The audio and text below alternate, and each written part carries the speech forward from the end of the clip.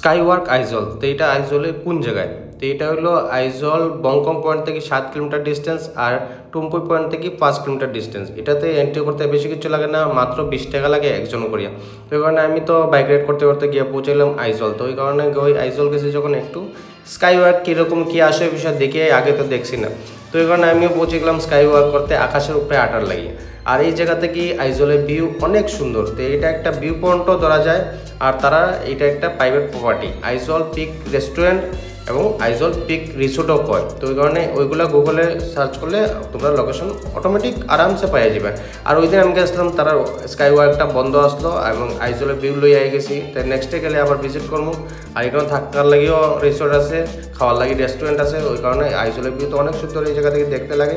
তো এই কারণে যে কোনো কেউ আইজল গেলে এই জায়গাটা নিশ্চয় ভিজিট করিও, ভালো লাগবো। আমারও ভালো লাগছে। আপনারা গেলে আইজল একবার এই জায়গাটা ঘুরিয়া আবার অনুরোধ রইল।